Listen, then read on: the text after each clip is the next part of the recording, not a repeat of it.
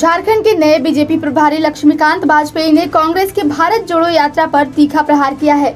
लक्ष्मीकांत वाजपेयी ने कहा कि जिससे अपनी पार्टी नहीं संभल पाई वह चला है देश जोड़ने। बीजेपी प्रभारी लक्ष्मीकांत वाजपेयी 2 दिवसीय दौरे पर बुधवार शाम धनबाद पहुंचे थे। उन्होंने कहा कि वो पार्टी और संगठन को मजबूत करने यहां पहुंचे हैं। जिस तरह से उन्होंने उत्तर प्रदेश में परिणाम दिया था उससे बेहतर परिणाम झारखंड में देने का प्रयास करेंगे। लक्ष्मीकांत वाजपेयी ने कहा कि उनका कार्य बॉल को पेनाल्टी कॉर्नर तक लाना है, उसे गोल में परिवर्तित करने का कार्य कार्यकर्ता करेंगे। हालांकि वो 1932 खतियान पर बोलने से बचते नजर आए। उन्होंने कहा कि झारखंड की वर्तमान राजनीतिक परिस्थिति भाजपा के अनुकूल है। सिमडेगा में बीजेपी ने सेवा पखवाड़ा के तहत सभी मंडलों में कोविड वैक्सीनेशन अभियान चलाया।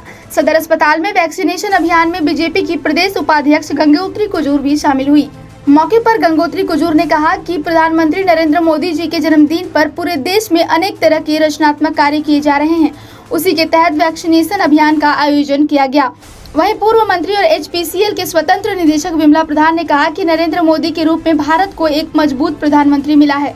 कोविड में जब विकसित देश भी कोविड जैसी महामारी से लड़ने की तरकीब सोच रहे थे, तब प्रधानमंत्री जी के नेतृत्व में भारत के वैज्ञानिकों ने वैक्सीन का इजाद कर करोड़ों लोगों की जिंदगी बचाई। सिमडेगा में त्योहारों को देखते हुए शहर के कई मिठाई दुकानों पर छापेमारी अभियान चलाया गया। इसके लिए रांची से मोबाइल फूड टेस्टिंग वाहन मंगाया गया था ताकि ऑन द स्पॉट खाद्य सामग्री और मिठाइयों की जांच की जा सके।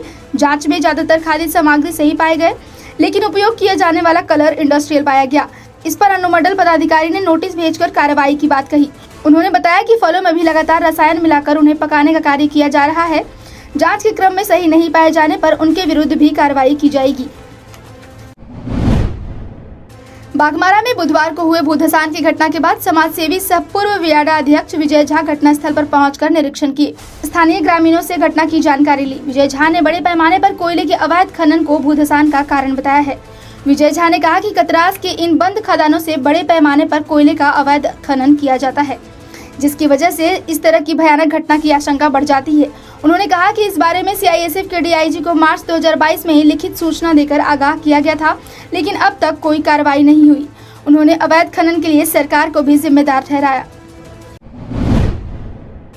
बोकारो उत्पाद विभाग ने 750 पेटी अवैध विदेशी शराब बरामद किया। इसके साथ ही लगभग 500 लीटर शराब बनाने वाला स्प्रिट, प्लास्टिक की खाली बोतलें और अवैध शराब बनाने वाला कैरेमल बरामद किया।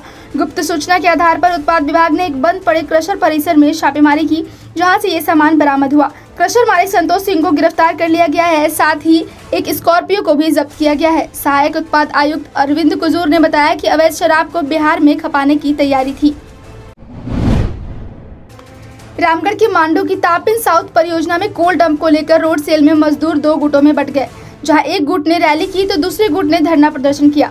रैयत विस्थापित मोर्चा फुसरी के मजदूरों ने शिवलाल महतो और उनके समर्थकों द्वारा मजदूरों का पैसा लगभग 3 करोड़ 50 लाख रुपए गबन करने के विरोध में प्रदर्शन किया।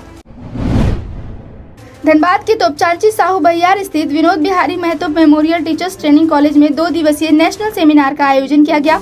भारतीय परंपरा और संस्कृति के संवर्धन में अध्यापक और शिक्षा की भूमिका विषय पर आयोजित इस सेमिनार में झारखंड विधानसभा अध्यक्ष रविंद्रनाथ महतो मुख्य अतिथि के रूप में शामिल हुए।